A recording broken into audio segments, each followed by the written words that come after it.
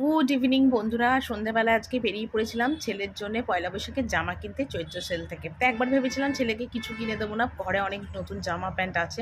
তারপর ভাবলাম যে না, বছরেই একটাই দিন, আর বাঙালিদের শ্রেষ্ঠ মানে যেমন দুর্গাপুজো হয় তেমনি নববর্ষ হয়। তো ছেলেকে সাথে নিয়ে নতুন জামা পয়লা বৈশাখে কিনে দেওয়ার আনন্দটাই একটা সত্যি কথা অন্যরকম হয়, অন্য ফিলিংস অন্যরকম কিছু হয়। তো যাই হোক, তারপর বাবুকে সাথে নিয়ে বেরিয়ে পড়েছিলাম। তো তারপরে এখানে রাস্তা দিয়ে যাচ্ছিলাম মেন রোডের ওপর, আমি যেখান থেকে 12 মাস মল থেকে যে মল থেকে জামা কাপড় কিনি, তো সেখানেই চৈত্র সেল লেগেছিল। তো সেখানেই যাচ্ছিলাম, আর বেশ ভালো লাগছিল চৈত্র সেলটা, যেটা দেখো এখানে হচ্ছে একদম জমজমাট চৈত্র সেল। আর দোতলায় কিন্তু মলটা।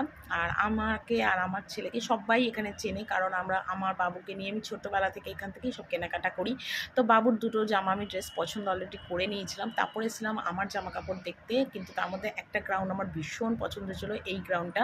কিন্তু সত্যি কথা বলতে কি, টাকা হাতে এত ছিল না, তাই কিনতে পারিনি। 850 টাকার মতন দাম বলছিল। ভীষণ পছন্দ হয়েছিল, আর ভীষণ নরম আর কটনের ওপর ছিল। তো অনেকগুলো ড্রেসই দেখছিলাম, আমার বেশ পছন্দ হয়েছিল। তার মধ্যে একটা হোয়াইট কালারের গেঞ্জি আর একটা ব্লু কালারের জিন্স আমার খুব পছন্দ হয়েছিল। কিন্তু আমি কিনিনি, কেন আমি যদি কিনতাম তাহলে আমার ছেলেরা আর কিনে দেওয়া হতো না। তো মায়েরা তো এইটুকুনি আত্মত্যাগ করতেই পারে না। আগে সন্তান ভালো থাকবে, সন্তান কিসে খাবে, কিসে পড়বে, কিভাবে ভালো থাকবে, সেটা সব মায়েরা চায়, তার মধ্যে আমিও একজন।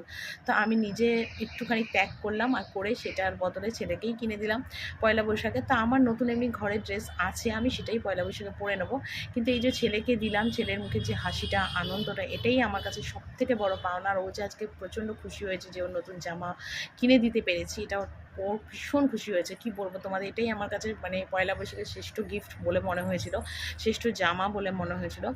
তো যাই হোক, তারপর দেখো এই গেঞ্জিটা আমার ভীষণ পছন্দ হয়েছিল, কিন্তু 200 টাকা দাম নিয়েছিল, মানে দাম চেয়েছিল আর কি। মানে পিওর কটনের উপর পরেও ভীষণ আরাম, কিন্তু আমি কিনিনি। ওই যে বললাম হাতে টাকা কম ছিল, তাই কিনতে পারিনি। কেন পয়লা বৈশাখের দিনও বাবুকে আবার একটুখানি কিছু খাওয়াতে দাওয়াতে হবে, এদিক ওদিক যেতে হবে, তো সেই জন্যে। তো এই গেঞ্জিটার কালারটাও বেশ ভালো, তবে এটা আমার গায়ে কিন্তু হতো না।